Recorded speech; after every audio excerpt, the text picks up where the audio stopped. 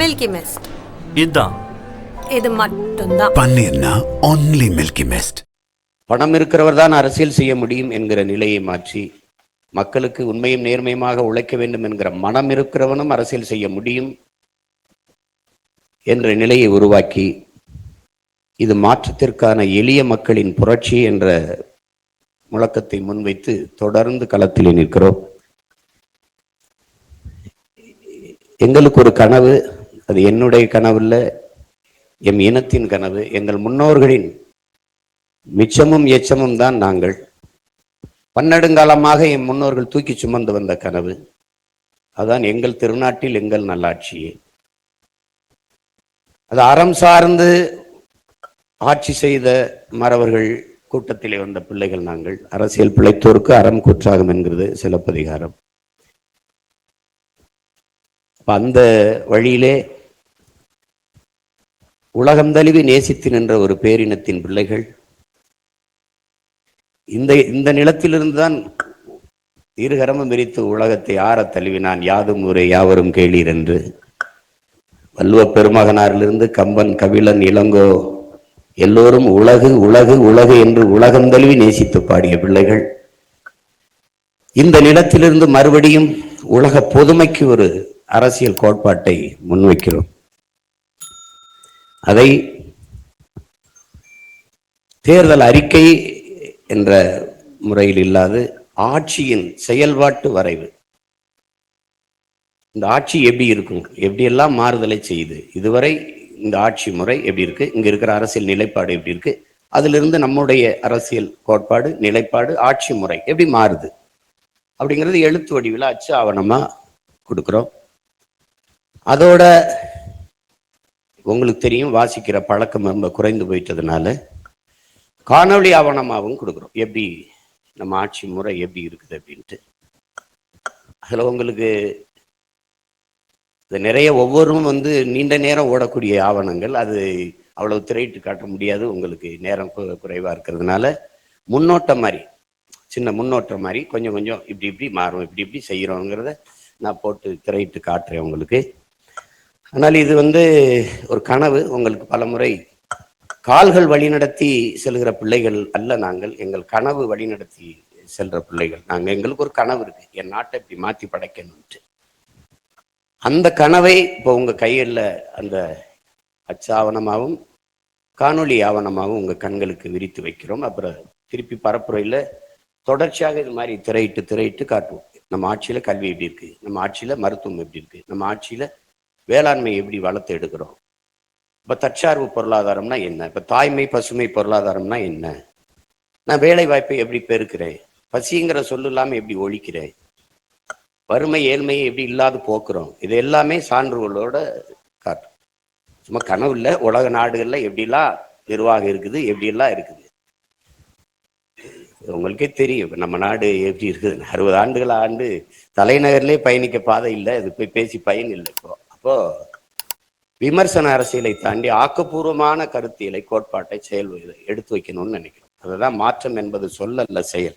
மாறுவோம், மாற்றுவோம். இது மாற்றத்திற்கான எளிய மக்களின் புரட்சி என்ற கோட்பாட்டை முன்வைச்சு நிற்கிறோம். இப்போ பேரன்பு மிக்கவங்க எல்லோருக்கும் இந்த அச்சு ஆவணத்தை, அந்த செயல்பாட்டு வரவை உங்கள் முன்னாடி வெளியிடுவதில் நான் மகிழ்கிறேன்.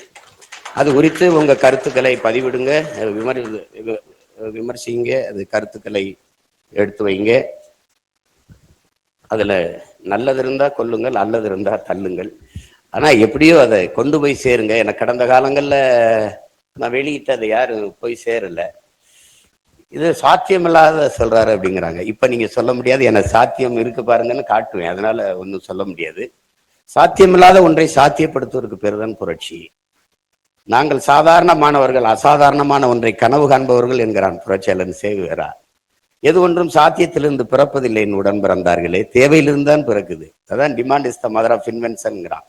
தேவைதான் கண்டுபிடிப்பின் தாய். வெறுங்காலோட நடந்தேன், கல்லு முள்ளும் குத்திச்சு, செருப்பு தேவைப்பிடிச்சு படைச்சிட்டேன். தொலை தூரத்தில் இருக்கிறவரோட பேசணும்னு தோணுச்சு, தொலைத்தொடர்பு கருவியை கண்டுபிடிச்சிட்டேன். வானத்துல பறக்கலாம்னு தோணுச்சு, பருந்த பார்த்தேன், அது மாதிரி நம்மளும் பறக்கணும்னு படைச்சிட்டேன். தண்ணியில மிதந்து பயணிக்கணும்னு நினைச்சேன், படகு வந்துச்சு, அப்புறம் கப்பல் வந்துச்சு. வேகமா போகணும்னு நினைச்சேன், மயில் வந்துச்சு. இவ்வளவுதான். தேவைதான் படைக்குது. இப்ப நான் பேசுறது உங்களுக்கு நல்லா கேட்கணும்னுச்சு, ஒரு ஒலி வாங்கி வந்துச்சு, ஒரு ஒலிபெருக்கி வந்துருச்சு, இருள் இருக்கிற மின்சாரம் வந்துச்சு. அப்படிதான் தேவைதான் படைக்குது. இது தேவையா இல்லையா, அதுதான் இங்க இப்ப இருக்கிறது. இப்ப நாங்க வந்திருக்கிறது ஆள் மாற்றம் ஆட்சி மாற்றத்துக்கு இல்லை. இந்த கட்சியை வீழ்த்தி இந்த கட்சியை வைப்பது, இவரை வீழ்த்தி இவரை பதவியில் அமர்த்துவது அல்ல. இங்கே கட்சி மாறுது, ஆட்சி மாறுது, ஆள் மாறுது, ஆட்சி முறை மாறுகிறதா தான் இங்க கேள்வி. இவங்க வந்தாலும் சாராயம் இருக்கும், இவங்க வந்தாலும் சாராயம் இருக்கும், இவங்க வந்தாலும் ஊழல் லஞ்சம் இருக்கும், இவங்க வந்தாலும் ஊழல் லஞ்சம் இருக்கும், இவங்க வந்தாலும் இலவசம் இருக்கும், இவங்க வந்தாலும் இலவசம் இருக்கும், இவங்க வந்தாலும் காசு கொடுப்பாங்க, இவங்க வந்தாலும் காசு கொடுப்பாங்க, இவங்க 2000 கொடுப்பாங்க, இவங்க 2000 கொடுப்பாங்க, இன்னொருத்தர் 2500 கொடுப்பாரு. இது சரியா இல்லை. இந்த ஆட்சி முறையை மாற்றணும்னு நினைக்கிறோம். இது எங்களுடைய கனவு. அந்த கனவை சுமந்து ரொம்ப நாளா நடந்து வந்திருக்கோம். இது எங்களுக்கு ஒரு, மற்றவங்களுக்கு தேர்தல் களம், எங்களுக்கு ஒரு போர்க்களம். இது அதுல இம்முறையும் 234லையும் தனித்து நாங்க போட்டியிடுறது தனித்து நிற்கிறோம், தனித்துவத்தோடு நிற்கிறோம். எங்களுக்கு ஒரு கோட்பாடு இருக்கு. அடுத்தவர் கால்களை நம்பி என் பயணத்தை தொடங்க முடியாது. அப்படி தொடங்க முடியாது. ஏன்னா நான் திருப்பதி போனோம்னா அவர் திருப்பத்தூர்ல போய் நின்றுவாரு. என் பயணம் என் கால்களை நம்பிதான். பிறர் தோல் மீது ஏறி நின்று உயரமானவன் என்று காட்டுவதை விட தனித்து நின்று உண்மையான உயரத்தை காட்டுவதே மேலானதுங்கிறதா. தாழ்ந்து வீழ்ந்து வளைந்து நெளிந்து வெற்றியை தொடுவதை விட நிமிர்ந்து நின்று தோல்வியை தழுவுவதே மேன்மையானதுங்கிறான். உலகம் பூரா சொல்லி வச்ச அறிஞர் எல்லாம் நமக்கு தான் சொல்லி வச்சிருக்கான். அதனால தனிச்சு நிற்கிறோம், தனித்துவத்தோடு நிற்கிறோம், உயர்ந்த நோக்கத்தை கொண்டிருக்கிறோம். நல்ல நோக்கத்தை கொண்டு அதுவே உன்னை வழி நடத்துங்கிறாங்க. நாங்க ஒரு நல்ல கனவை கொண்டிருக்கிறோம். அதனாலதான் தனித்து பயணிக்கிறோம். அதை அறிவார்ந்த பெருமக்கள், செய்தியின் தூதுவர்களாக இருக்கிறவர்கள், நீங்க இந்த எங்களுடைய கருத்தியலை மக்களிடத்தில் சேர்க்கிறதுக்கு கொஞ்சம் உதவியாக இருந்தீர்கள் என்றால், துணையாக இருந்தீர்கள் என்றால் பெரிய மாறுதலை இந்த மண்ணில் ஏற்படுத்த முடியும் என்று நான் உறுதியாக நம்புகிறேன். உங்க எல்லோருக்கும் என்னுடைய அன்பும் வணக்கமும் நன்றியும். இப்ப சென்னையிலே நீங்க பாக்குறீங்க, ஒவ்வொரு ஆண்டு எவ்வளவு மழை பெய்யுது, எவ்வளவு நீர் தேங்குதுன்னு. அடுத்த நொடி அதை அப்படியே போடுறோம், இல்ல சாலையில தேங்கி கிடக்குது, இல்லைன்னா அப்படியே கடல்ல போய் விட்டுரும். அதை தேக்கிறதுக்கு எந்த திட்டமும் நம்மகிட்ட இல்லை. வீட்டுக்கு வீடு மழை நீரை சேமிப்போம்னு சொன்னாங்க. நான் வீட்டுல சேமிச்சோம், நாட்டுல எங்க சேமிச்சாங்கன்னா அதுக்கு பதில் இல்லை. இன்னைக்கு ஏரி குளமெல்லாம் குடியிருப்புகளா மாத்தினதான் இவருடைய சாதனை.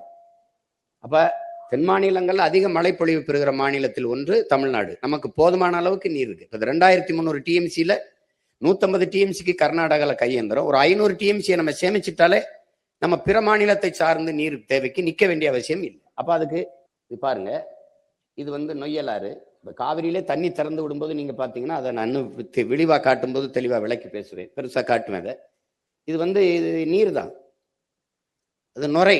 அமைச்சர்கிட்ட கேட்டால் மக்கள் போட்டு குளிச்ச சோப்பு அப்படின்றாரு. இதை சாய கழிவு, ஆலை கழிவுகள் அப்படி விடுறதுனால இந்த நீர் இதுல கலக்குது. இந்த நீர் நஞ்சு. இது நிலத்துல படியும் போது நிலத்தடி நீரும் நஞ்சாகுது. இதை ஆடு மாடுகள் மற்ற உயிரினங்கள் குடிக்கணும், அது விஷத்தை குடிக்குது. இதை பாய்ச்சி விளைய வைக்கிற பொருள், விளை பொருளும் எல்லாம் கத்தரிக்காயோ நெல்லோ அரிசியோ பருப்போ நஞ்சாதான் விளை. அது தனியா பேசணும். பிறக்கிற குழந்தை ஏன் புற்றுநோயோட பிறக்குதுங்கிறது அது தனியா பேசணும். நம்ம எப்படி இது கூவம் ஆறு, இப்படி இருந்த ஆறு எப்படி ஆக்கி வச்சிருக்காங்க பாருங்க. இப்ப நாம அந்த தண்ணியை கலக்க விடலை, கூவத்துக்குள்ள கலக்க விடலை. வெளியில் இங்கிருந்து கழிவு நீர்லாம் எடுத்து குழாய் மூலமா நான் வெளியில் எடுத்துட்டு போயிடுறோம். மறுபடியும் தூய நீர் ஓடுற மாதிரி வருது. அதை நல்ல நதியாவே மாத்திடுறோம். நம்ம அதை தெளிவா விளக்கி பின்னாடி போட்டு காட்டுறேன். நான் அதான் நீரை தேக்கிறதுக்குன்னா ஒரு 15 கிலோமீட்டருக்கு ஒரு தடுப்பணை கட்டினா போதுங்கிறாங்க. ஆனா சந்திரபாபு நாயுடு பாலாறுல 5 கிலோமீட்டருக்கு ஒரு தடுப்பணை கட்டிட்டாரு. அவருக்கு 33 கிலோமீட்டர் தான் ஓடுது, நமக்கு 133 கிலோமீட்டர் ஓடுது. ஒரு தடுப்பணையும் நம்ம கட்டலை. உங்களுக்கு புரியுதுன்னு நினைக்கிறேன். பழைய துணையை கட்டினாங்கிறங்களே ஒரு அணையை கூட கட்டலை. இப்ப பாண்டியாறு பொன்னம்பலாங்கிறது நமக்கு ஒரு பெரிய கொடை, இயற்கையின் அரும்பெருங்கொடை. இது என்ன செய்யுது, இப்ப கேரளாவில் 6 மாவட்டத்தை செழிக்க வைக்குது. கணக்கில்லாத வெள்ளப்பெருக்கு எடுத்து ஒவ்வொரு ஆண்டும் ஓடுது. அப்ப அம்மையார் இந்திரா காந்தி இதுல அடிக்கல் நட்டி ஒரு அணையை கட்டுறதுக்கு முயற்சிச்சாங்க. அப்ப கேரளாவில் அவங்க ஆளுகிற உயரத்தில் இருந்ததுனால அந்த மக்கள் எதிர்ப்பு தெரிவிச்சோன்னா அதை கைவிட்டுட்டாங்க. அப்ப நாம எவரை எதிர்ப்பு தெரிவிச்சாலும் கவலைப்படல, அங்க அணையை கட்டி திருப்புறோம். இங்க போதுமான அளவுக்கு தண்ணி இருக்கு. பெரும் குழாய்கள் மூலமா எடுத்துக்கொண்டு போய் மேட்டூர்ல நம்ம காவிரி படுகையில் எங்கெங்க தண்ணி தேவைப்படுதோ அங்க போய் நான் எடுத்துட்டு போயிடுறேன். இப்ப உங்களுக்கு காட்சியா காட்டுறேன். நான் இது உண்மையிலே பாண்டியார்ல ஓடுறதுதான் நம்ம காட்டுறது, கற்பனை ஒண்ணும் இல்லை. நீங்க நினைச்சிட போறீங்க. உண்மையிலே பாண்டியார் பொன்னம்பலம். அப்ப அங்க ஒரு அணையை கட்டி தேவையான அளவுக்கு நான் தண்ணியை, ராசி மணல்ங்கிற ஒரு இடத்துல அணை, எங்கெங்கெல்லாம் நீர் தேக்க இருக்கும் கணக்கில்லாத, நம்மளுடைய கோட்பாடு இருக்கிற நீர்நிலைகளை தூர்வாரி பராமரிப்பது, புதிய நீர்த்தேக்கங்களை உருவாக்குவது.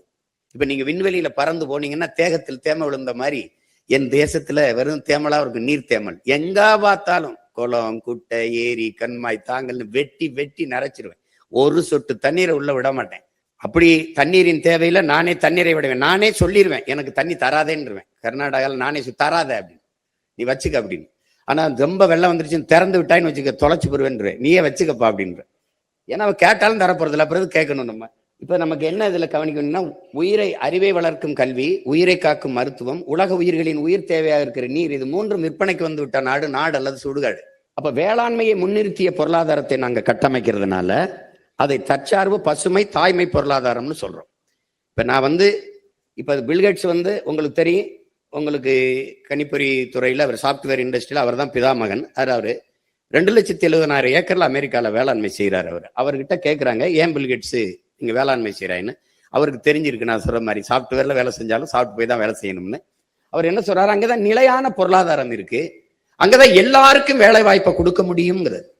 எல்லாருக்கும் வேலை வாய்ப்பை நான் எப்படி கொடுக்குறேன்னு பாருங்க, கொஞ்சம் காட்டுவேன் பின்னாடி. அப்ப அரசே வேளாண்மை செய்யுது, நானே வேளாண்மை செஞ்சிடறேன். எங்கு பார்த்தாலும் பண்ணை நிலங்கள், கூட்டு பண்ணை வேளாண் நிலங்கள், 1000 ஏக்கர், 100 ஏக்கர், 200 ஏக்கர், 300 ஏக்கர்னு நான் எடுத்துறேன். நிலம் இல்லைன்னா என் மக்கள்கிட்ட குத்தகைக்கு எடுத்துக்கிறேன், ஒத்திக்கு எடுத்துக்கிறேன். 25 ஆண்டுக்கு ஆங்கிலத்தில் லீஸுங்கிறோம்ல, அப்படி எடுத்துக்கிறேன்.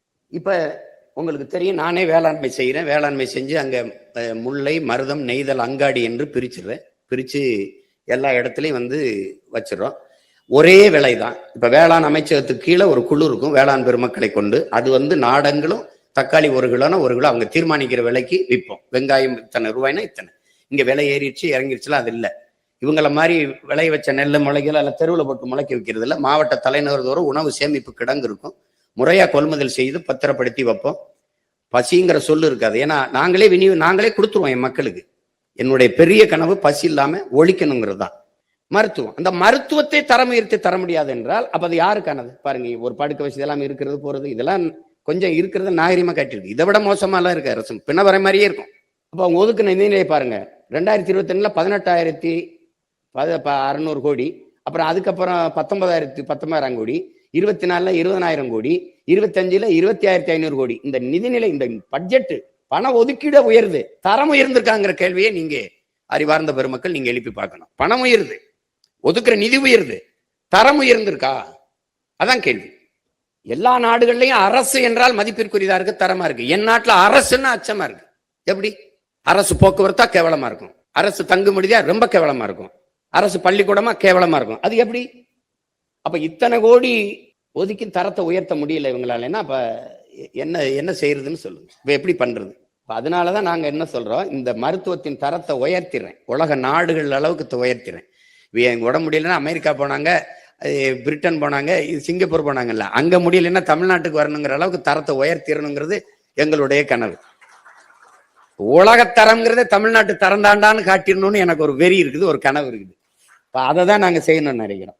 இப்ப நாட்டுக்கு கேடான மதுவை எந்த நாடு விற்கும்ங்கிற கேள்விக்கு ஆட்ட பதில் இருக்கு. நாட்டுக்கு கேடான மதுவை எந்த நாடு விற்கும்? என் நாடு விற்கும். பாருங்க, இப்ப இதை மூடிடுறோம். இது தென்னை பனம்பால், இங்க பாருங்க, தாய்ப்பால், பால், பசுவின் மார்ல இருந்து, பனவின் மார்ல இருந்து பால். ஒரு துளி கலப்படம் இல்லை, கல்லு குடிச்சு செத்தவனும் இல்லை, சொத்தம்பட்டையும் வித்தவனும் இல்லை. அதனால இது திறந்துடும். இது வேளாண் குடிமக்களும் பிழைப்பாங்க, பனையும் பாதுகாக்கப்படும். இந்த வரை இப்ப பனை 2-3 ஆண்டு மாதம் தான் வரும் அதுல இருந்து. அப்புறம் தென்னை எல்லா காலத்திலும் இது பாலை விடும். அதனால தென்னையை 3 ஆண்டுகள்ல வந்துருது. தென்னை வந்த உடனே கணக்கில்லாத தென்னை மரங்களை நட்டு அதை எடுத்துக்கிறேன். தென்னையில 17 காய்ச்ச முடியும், 17 எடுத்துக்க முடியும். தாய்லாந்துலாம் தென்னையில 17 எடுக்கிறாங்க. அப்புறம் ஈச்ச மரத்தை வளர்த்துறேன். ஈச்சம்பால், தென்னம்பால், பனம்பால், மூலிகை சாறு, அது எங்கெங்க இருக்கோ அந்த நகர்ப்புறங்களில் தெருவுக்கு தெரு வைக்காம தூரத்துல வேணா உழைக்கும் மக்கள் அதை அறிந்திக்கலாம். இந்தியாவில் எல்லா மாநிலத்திலையும் கல் இருக்கு, உலகத்துல எல்லா நாட்டு இருக்கு, தமிழ்நாட்டுல மட்டும் தடை இருக்கு. அது ஏன்னு கேட்டீங்கன்னா, கல் மது, அந்த டாஸ்மார்க்ல இருக்க பீர், பிராண்டி, விஸ்கி, ரம், ஜின் எல்லாம் கோயில்ல கொடுக்குற புனித நீர், தீர்த்தம், அது மது கிடையாது. ஏன் இந்த கல்லு கிடையாது திறக்கல அப்படின்னா, கல்லை திறந்தா அந்த டாஸ்மார்க் வியாபாரம் படுத்துக்கிறோம். அது படுத்தா என்ன ஆயிரும்னா, அரசு நிர்வாகம் பண்ண முடியாது. இவங்க ஆலைகள்ல காய்ச்சிற சரக்கு இங்க வியாபாரம் ஆகாது. அதனால இந்த கல்லு மதுன்னு இவங்க ஒரு புதுசா ஒரு சட்டம் போடுறாங்க. மில்கி மிஸ்ட் இதுதான், இது மட்டும்தான். பன்னீர்னா only மில்கி மிஸ்ட். மின்னம்பலம்.com தமிழின் முதல் மொபைல் பத்திரிகை.